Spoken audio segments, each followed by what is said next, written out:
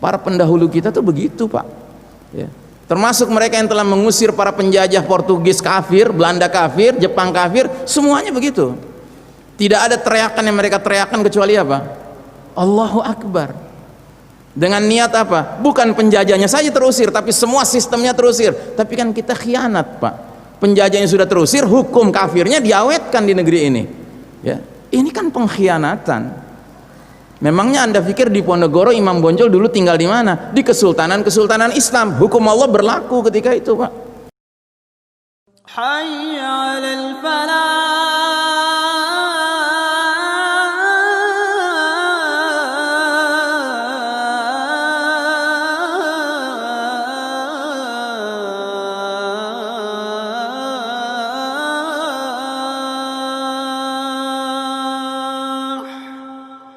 Nah, sistem Dajjal telah menjelma menjadi peradaban penuh dosa, bahkan menghasilkan umat Islam yang murtad dari dinnya, karena kehidupan tidak lagi diarahkan untuk meraih ridho Allah, melainkan menuju penyambutan ridho Rabb palsu, yaitu Dajjal. Sehingga Nabi dalam hadis yang lain menggambarkan situasi kita hari ini sebagai berikut: hampir-hampir bangsa-bangsa memperebutkan kalian umat Islam seperti memperebutkan makanan di mangkok. Seseorang langsung bertanya, apa karena kita minoritas sedikit jumlahnya? Kata Nabi, tidak, kalian jumlahnya banyak sekali. Walakinnakum ghutha'un ka ghutha'is sail. Cuma sayang kalian ketika itu seperti buih yang mengapung di atas air.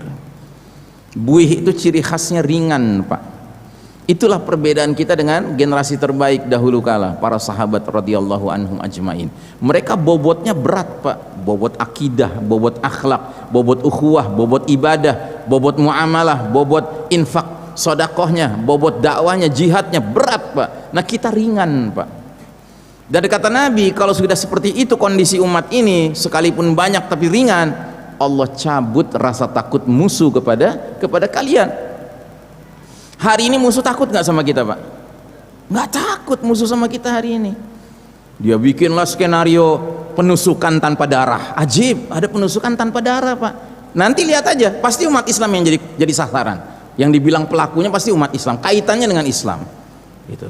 Nggak ada takutnya, Pak, mereka dengan kita hari ini. Kenapa nggak ada takutnya? Karena kita nggak pantas ditakuti. Apa yang pantas ditakuti dari orang yang dalam sholatnya bilang ghairil maghdubi alaihim waladdallin, di luar sholat kelakuannya kayak Yahudi Nasrani? Apa yang patut ditakuti dari orang seperti ini? Yang antara ucapan dengan perbuatannya nggak ada sinkronisasi. Nah, jadi saudaraku rahimakumullah, lebih parah lagi kata Nabi SAW, dan Allah menanamkan penyakit al-wahan di dalam hati kalian. Sahabat bertanya, wa mal wahan ya Rasulullah? Apa itu penyakit al-wahan? Kata Nabi, hubbud dunya wa karahiyatil maut. Cinta dunia dan takut menghadapi kematian. Cinta dunia, takut menghadapi kematian pantasnya menjadi cirinya orang apa, Pak?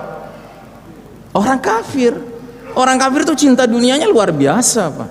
Orang kafir takut matinya luar biasa. Kenapa? Karena mereka menganggap dunia is everything. Dunia itu segala-galanya. Sampai-sampai ada film James Bond, judulnya apa? The world is not enough. Dunia ini nggak cukup. Saking serakahnya mereka.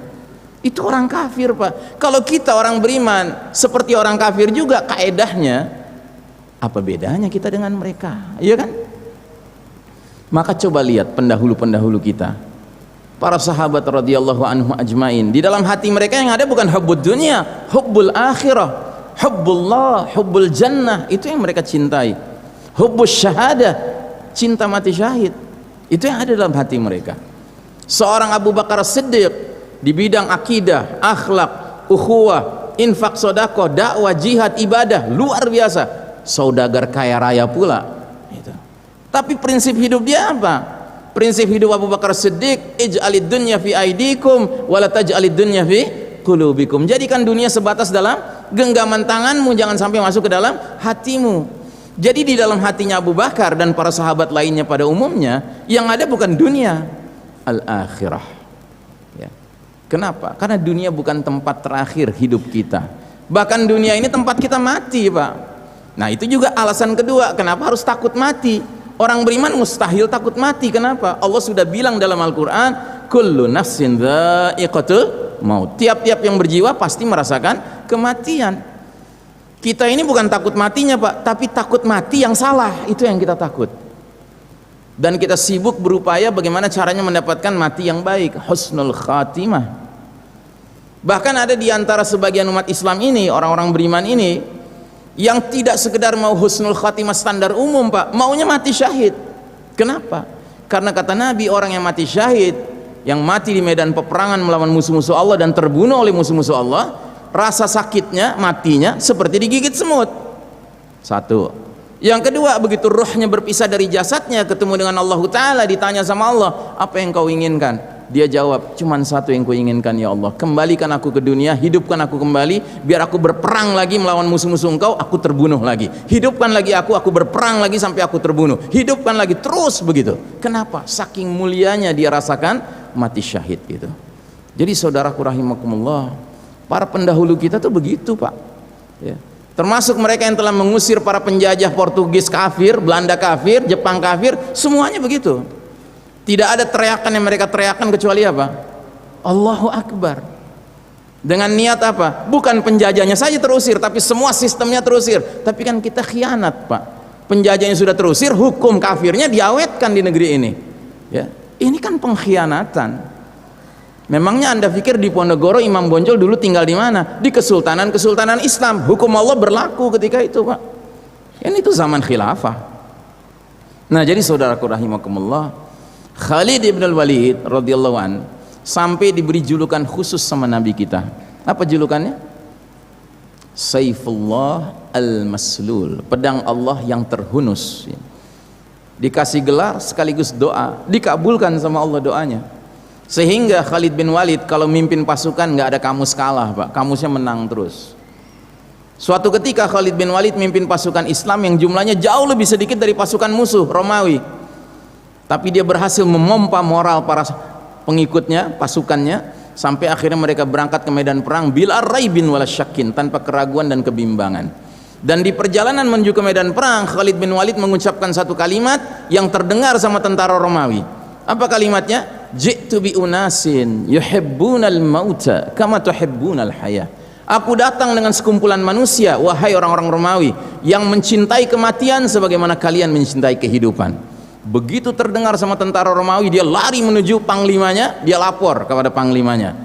Jenderal, barusan saya dengar panglima Islam ngomong begini. Si jenderal Romawi itu langsung gemeteran, dia bilang, gimana kita bisa memenangkan peperangan lawan orang-orang yang nyari mati sedangkan kita pengennya hidup? Itu bingung dia, kalah mereka, jatuh moral mereka. Nah jadi saudaraku rahimakumullah, Anda tahu Khalid bin Walid radhiyallahu anhu yang keluar masuk medan peperangan kerjaannya seumur hidupnya, meninggalnya di mana Pak? Di atas tempat tidur. Dan lagi-lagi keluar kalimat betuah dari mulut dia sebelum dia meninggal. Apa dia bilang? Mana matu ainul jubana, semoga mata para pengecut nggak bisa tidur nyenyak, katanya. Kenapa? Karena para pengecut itu paling nggak mau pergi ke medan perang, maunya di rumah ngendon, tidur aja. Lihat saya panglima perang, matinya di atas tempat tidur. Mau lari dari kematian, lihat kematian bisa menjemput di atas tempat tidur. Dan jenazah mulia Khalid bin Walid radhiyallahu an ketika dimandikan, ditemukan pada sekujur tubuhnya tidak kurang dari 80 bekas luka tombak, luka panah dan luka pedang. Matinya mesti di atas tempat tidur. Jadi saudaraku rahimakumullah, kita berlindung kepada Allah Ta'ala dari penyakit al-wahan. Mudah-mudahan kita menjadi hamba-hamba Allah yang hubbul akhirah dan bahkan hubbus syahadah, hubbu husnul khatimah, mencintai mati yang terbaik. Nah, inilah babak di mana umat Islam mengalami fitnah-fitnah, ujian-ujian yang kian hari kian memuncak sampai keluarnya puncak fitnah alias fitnah paling dahsyat, yaitu fitnah Dajjal. Nabi bersabda, sungguh semenjak Allah menciptakan anak cucu Adam, tidak ada fitnah yang lebih dahsyat dari fitnah Ad-Dajjal. Dalam hadis yang lain lagi Nabi bersabda, sungguh fitnah sebagian kalian lebih kutakuti dari fitnahnya Dajjal, dan tidaklah seseorang yang selamat dari rangkaian fitnah tersebut melainkan dia pasti selamat menghadapi fitnah selanjutnya atau berikutnya. Dan tidak ada fitnah yang dibuat sejak dunia ini ada, baik kecil maupun besar, kecuali untuk menjemput kedatangan fitnah Dajjal. Apa maksud hadis ini? Maksud hadis ini, perjalanan umat manusia dari awal sampai akhir Pak, itu fitnah akan makin berat Pak, sampai si Dajjal keluar. Dajjal itu puncaknya fitnah Pak. Dan kita sekarang hidup di era yang kata para pengamat akhir zaman, Dajjal tampaknya sudah di pengkolan jalan, Pak. Itu puncaknya fitnah. Kita hidup di era menjelang puncaknya fitnah. Saya tidak bermaksud menakut-nakuti, Pak. Kalau Anda merasakan fitnah sekarang banyak dan dahsyat, besok lebih berat, Pak. Lusa lebih berat. Akan terus begitu. Ya. Get ready. This will be a tough ride. Ya. Siap-siap, ini perjalanan kita makin berat, Pak, bukan makin ringan, ya. Hayya 'alal falah.